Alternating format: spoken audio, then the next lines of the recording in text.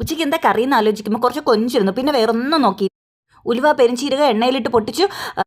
ഒരു സവാള 3 അല്ലി വെളുത്തുള്ളി വഴറ്റി, 2 പച്ചമുളക് കീന്തിയിട്ട് തക്കാളി ഇട്ട് വഴറ്റി, 1 തക്കാളി ഇട്ടു, 2.5 സ്പൂൺ മുളക് പൊടി, 1.5 സ്പൂൺ മല്ലിപ്പൊടി, മഞ്ഞൾപ്പൊടി എല്ലാം കൂടി വഴറ്റി, ഒരു നെല്ലിക്ക വലുപ്പത്തിലുള്ള പുളി ഒഴിഞ്ഞ് വീഴ്ത്തി, 1.5 ഗ്ലാസ് വെള്ളം കൂടി ചേർത്ത് തിളപ്പിച്ചു.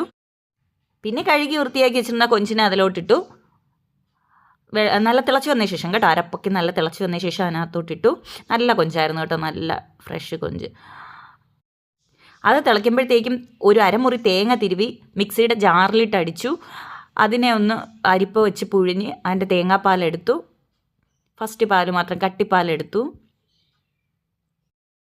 ഈ തേങ്ങാപ്പാലൂടെ ഒഴിച്ച് കറി കുറുകി വരുമ്പോഴത്തേക്കും നമുക്ക് ചോറിനോടോ ചപ്പാത്തിയോടോ ഒക്കെ കഴിക്കാൻ പറ്റിയ നല്ല അടിപൊളി പാൽ കൊഞ്ച് കറിയാവും കേട്ടോ. അപ്പം എന്താ എല്ലാവർക്കും സുഖമല്ലേ?